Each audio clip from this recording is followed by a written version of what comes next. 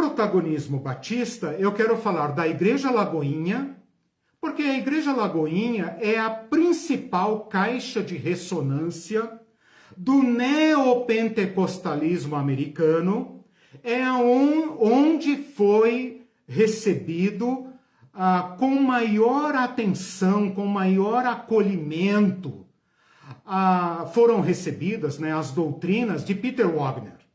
Então, aquele Peter Wagner que eu pintei para vocês como sendo o mentor de todas aquelas doutrinas, por exemplo, o apostolado moderno, os profetas modernos, batalha espiritual, demônios territoriais, conquistar regiões para Jesus, mapeamento, cartografia, mapa astral, não, espiritual, igreja em célula, encontro com Deus, maldição hereditária, unção do riso, crescimento da igreja, teologia do reino presente, toda essa coisa errada dos anos 90, pulula, não tem nada a ver com Lula, pulula, de pulular, tem outra palavra para isso? Não. Pulular na cabeça de Peter Wagner. E eu poderia aqui sugerir que a Igreja da Lagoinha é o grande receptáculo desta teologia. É a partir da Igreja da Lagoinha que, por causa da sua grande visibilidade diante do trono e etc., isso reverbera para o país inteiro. A Lagoinha não é apenas uma igreja, ela tem a grande banda gospel diante do trono, que é uma mega, ultra power organização. Junto com isso, ela tem diversos eventos, seminários de adoração, de profeta, de não sei o quê, que alcança o Brasil inteiro. Então eu estabeleço a conexão com o protagonismo batista a partir desse ramo pentecostal, porque aqui nós estabelecemos uma conexão com a Damares, que depois vai aparecer lá na conexão da bancada evangélica, ok? E estabeleço também o centro de onde se propaga a doutrina dos 7 montes. Então, a doutrina dos 7 montes, que eu já falei nas aulas passadas, né, que traduzindo em miúdo significa 7 áreas estratégicas da sociedade, governo, política, lazer, mídia, educação, família e etc. 7 áreas estratégicas que os cristãos devem dominar ou influenciar. O grande centro difusor, o grande centro propagador dessa doutrina é a Igreja da Lagoinha. E eu vou dizer por quê. Eu fui procurar o foco dos 7 Mounts, né? E encontrei o seguinte: esta visão foi revelada a 2 americanos nos anos 70.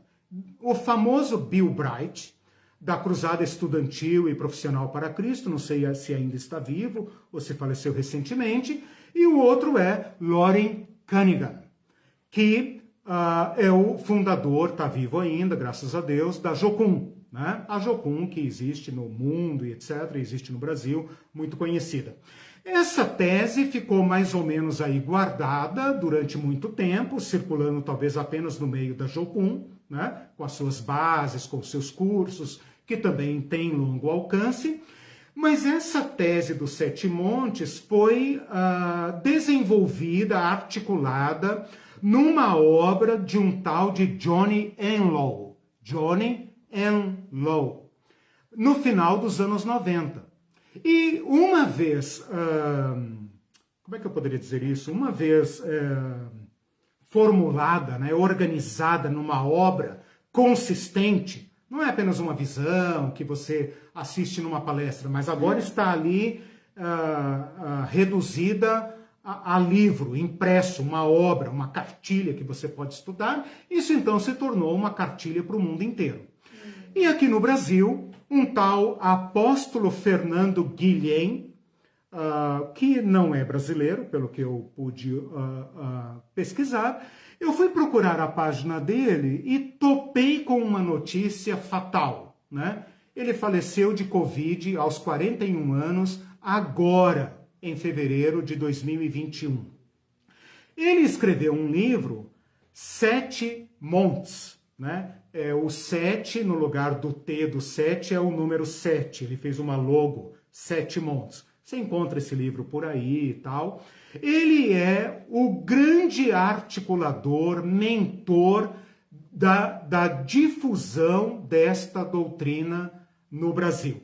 Então, a Lagoinha, com a hospedagem, né, do Diante do Trono, seminários, profetas, por exemplo, Cindy Jacobs, né, Peter Wagner, que foi um assíduo frequentador dessa igreja, esse grande intercâmbio com o neopentecostalismo americano, com os carismáticos americanos, essa grande abertura para os televangelistas americanos, torna a Lagoinha e suas agências Diante do Trono e tudo isso propagadoras dessas doutrinas do Peter Wagner e da teologia do domínio. E dentro dela, esta sede da doutrina Seven Mounts, né? Então, essa doutrina está difundida por todo o Brasil. Se você pesquisar agora, você vai achar pastores das mais diversas igrejas falando dessa visão que Deus deu a Bill Bright e Lauren Cunningham no mesmo lugar, no mesmo dia, em sonhos separados, coisa que jocumeiro e neopentecostal adora, né? O cara sonhou um negócio, o outro sonhou. Um foi contar para o outro foi contar para um e falou, cara, isso é de Deus. Claro, não existe coincidência, né, irmão? Então, a partir dali, a coisa virou, né, uma grande explosão. Deixa eu só terminar esse ponto aqui. A Damares, pastora da Lagoinha, é o elo de ligação. Elo de ligação não, né, Eliseu? É o elo de todo esse arcabouço teológico e ideológico que está incubado na igreja da Lagoinha e, claro, a igreja da Lagoinha e toda a sua rede de influência. Que aí, meus irmãos, é transversal. Por isso que eu estou chamando de protagonismo batista. Porque não pensem vocês que a Igreja Batista Lagoinha é pentecostal, não tem nada a ver com a gente. Não se engane. Todas estas práticas, Diante do Trono, seminários, cursos, etc., literatura, estilo, moda, linguagem, ideologia, é transversal. Transversal. É difuso por todo o mundo evangélico. Portanto, essas ideologias estão lá. A Damares faz a ponte entre esse conjunto ideológico, vou chamar assim, né? Pode ser teológico também, se você entender como dominionismo, com a política. E então aqui eu abro uma ponte, né, entre a Igreja da Lagoinha e toda essa usina doutrinária que liga com Peter Wagner, que é dominionista, né, com a política. Quero terminar essa parte apenas citando duas frases, aliás, duas políticas da Damares, que são altamente reconstrucionistas, que é o homeschooling. Não preciso falar mais nada, né? A educação doméstica, que vai virar lei no Brasil. Vai virar lei no Brasil, né? Tudo bem, né? Mas ela está embutida dentro de um projeto reconstrucionista, que se discuta no parlamento os méritos dessa questão, né? Eu sou um cara que penso que as famílias devem ter liberdade. Se querem ensinar em casa, que ensinem, né? Eu, particularmente, não faço oposição ao projeto em si. Eu faço oposição à ideologia que está por trás, né? De formar pessoas conservadoras para ocuparem cargos estratégicos visando impor o cristianismo. Então, o homeschooling e o escola sem partido são duas ideias damarianas, né? Não marianas, damarienses. Né? Damarienses. Duas frases da Damares. Uma que ela falou em 2014, não tenho a data, desculpem, mas é muito recente, deixe-me ver, já é da época do Bolsonaro. Ela fala assim, em 2014 elegemos para o Congresso Nacional a maior bancada pró-vida e pró-família da história. Guardem isso, pró-vida e pró-família. A mesma coisa aconteceu nas eleições municipais. Acredito que o fato se repetirá na eleição de 2018. Não, foi antes da eleição então, porque ela é antes da eleição de 2018. E desta vez nossos temas vão influenciar diretamente na escolha da presidência da República. Olha aí a profecia da Mariense. O que vai decidir a eleição para presidente será a posição dos candidatos diante dos temas relacionados à vida e à família. Eles não têm como fugir disso. A sociedade está reagindo. Nós somos um país conservador cristão.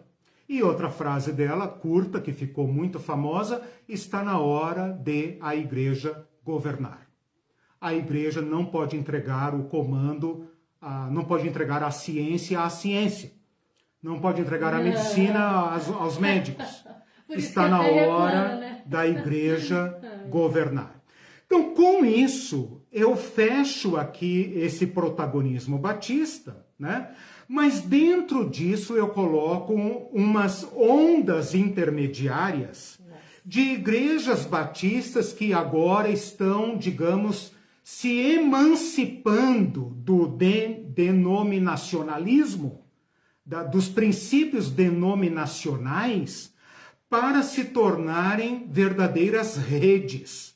Então eu cito aqui igrejas de classe média, focada mais na classe média alta, no pessoal de nível universitário, empresários, pessoas influentes, como, por exemplo, a rede do Carlito Paes, de São Paulo, a rede do Sérgio Queiroz e o Josué Valandro, né? Que é da Igreja Batista, Atitude, onde congrega a Michele Bolsonaro, e, se não me engano, um dos filhos do Bolsonaro, né? Que é batista, cujo pastor se tornou uma celebridade no meio batista, uma estrela batista, por abrigar no seu rebanho, né, a Michele Bolsonaro. Incluo aqui também aqueles pastores e líderes e organizações batistas que estão fazendo militância. Por exemplo, o pastor Pascoal Peragini, em 2010, né, que ameaça maldições se votarem num candidato diferente do que a igreja intuitivamente assume, né? E o messianismo da Lava Jato, que também foi cooptado dentro desse projeto, né? Não se trata de personagens evangélicas ocupando cargos na República. Se trata de usar cargos da República para finalidades de um projeto de poder cristão, ideologicamente cristão. Então, esse protagonismo dos batistas, e junto com os batistas, as igrejas históricas, é um elemento novo que ajuda a explicar o fenômeno da teologia do domínio. Então, lembra que lá no início da minha fala eu falei assim, eu poderia ignorar todos esses nexos com os Estados Unidos e pegar o retrato e analisar. Se eu tivesse pego aqui o retrato, o fenômeno atual, a gente acharia um quadro absolutamente intrigante. O que eu estou fazendo? Voltei aos nexos, voltei ao submundo, digamos. Não submundo no sentido pejorativo, mas no sentido oculto, das conexões, das ligações, para então agora nos ajudar a ver este projeto. Vou passar na sequência para os neopentecostais, que é isso que você sabe. Agora eu cobri a parte menos visível, né? Agora eu vou para aquela parte mais visível, que, digamos assim, estamos em chão comum, né? Edir Macedo, Malafaia, Magno Malta, Feliciano, e aí nós estamos em casa, né, irmãos? Não, estamos lá. Vocês que se virem, né? Eu tô fora. No sentido de saber, né? Senso comum. A Neiva tá desesperada. Conhecimento comum. A Neiva tá desesperada. Sim, Ele vamos falou, lá. ô, gente, logo onde eu fiz seminário teológico, assim, não vale, professor. Onde que ela fez? Lagoinha? A Lagoinha Não, tem que é ser, uma né? igreja Tem que- batista nacional. Então, ela faz a conexão da cultura batista com a cultura pentecostal. E, além disso, é muito claro, é uma igreja completamente aberta aos Estados Unidos. Ela é Exatamente. cópia e cola. Inclusive, ela diz que, por sinal, os Todo líderes modelo, moram tudo. nos Estados Exatamente, Unidos. Hoje, claro, nos Estados Unidos. claro. E daí ela diz também que tem uma escola de oração. Sim, escola de oração, de Deixa eu ver o adoração. que mais. A instituição em tela, que ela Sim. é múltipla. Tem de tradicionais aos neo. Olha só. Tem de tudo. Você se surpreende as diferenças que há entre um Exatamente. culto e outro. Ministérios são incontáveis. Sim, ela é uma potência, ela é uma usina. Gente, o Diante do Trono, né, independente da história da banda, desde os, sei lá, dos anos 90 que ela existe até agora, ela é o Diante do guarda-chuva, Trono é gigante. O Diante do Trono teve contrato com a Som Livre da Globo, né? O Diante do Trono estava por trás daquele show Promessas. Quer dizer, a Globo se interessou no Diante do Trono. E quem de nós nunca cantou Diante do Trono? Nossa, as músicas são lindas. Então, é altamente transversal, né? Só que junto com isso vem toda uma teologia de Peter Wagner, né? Tanto que esse Fernando, não sei o que eu falei, desculpa, eu sou péssimo com nomes, Fernando Guilhem, que faleceu agora, né? Aos 41 anos de idade, é apóstolo.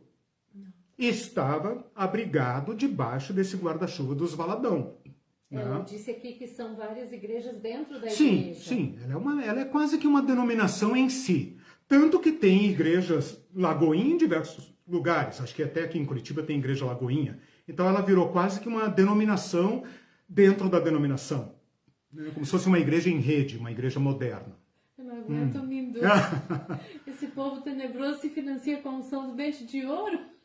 Cara, o dente de ouro, a gente sente até saudade, né, irmão? Era Velhos mais leve, tempos né? inocentes, né? Do início Pois é. das coisas, né? Daí tem os comentários anteriores aqui.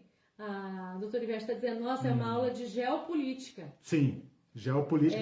Teopolítica, né? Teogeopolítica. E ela disse assim, essa pesquisa do pastor Eliseu é reveladora da lavagem cerebral que alguns pastores Sim. fizeram nas mentes Sim. de seus seguidores. Sim, E o Walter está dizendo que o Onyx Lorenzoni, membro da IELB, isso.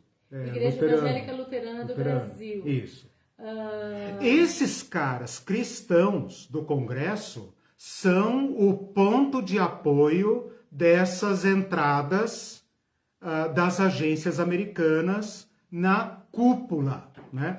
Aí vocês entendem o desespero dos cristãos norte-americanos e brasileiros com a queda do Trump. Porque desandou, né, muitos projetos que estavam em andamento, né? Muitos projetos que estavam em andamento. Quer dizer, eu até quero saber, eu não consegui chegar numa conclusão.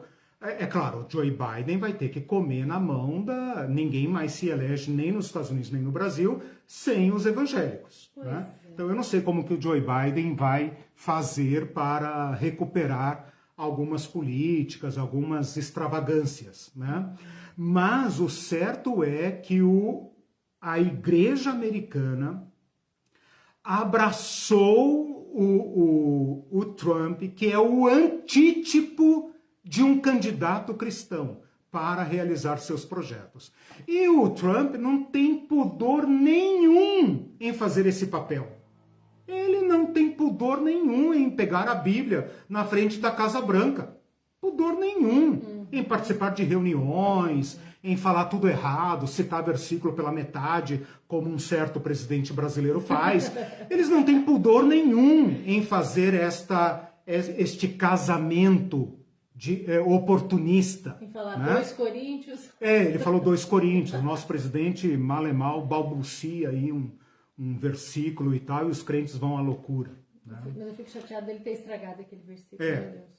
Viu? Só mais os comentários. Essa aula é um verdadeiro tratado, Zaire Benjó. A doutora Ivete disse, é bem interessante, precisa de uma comissão da verdade para desmascarar esses pastores sim. e essas organizações. Sim. São os chacais de John Perkins, que John Perkins fala em seu livro Confissões de um Assassino Econômico. Nossa, Temos que ler isso. Irmãos, é aquele negócio, né? A gente vai ter que fazer uma opção. Eu vou relembrar aqui uma coisa que eu falei no início dessa aula. Esta é a aula que mais... Essa exposição de hoje é a que mais me provoca mal-estar. É um tiro no pé. Eu me sinto muito constrangido, muito triste com o estado de coisas, né? Mas é bom. É bom para a gente identificar no meio disso tudo onde a igreja evangélica mordeu a isca diabólica do domínio. Porque eu falei no início dessa exposição, não tem domínio sem violência. Não há domínio sem violência.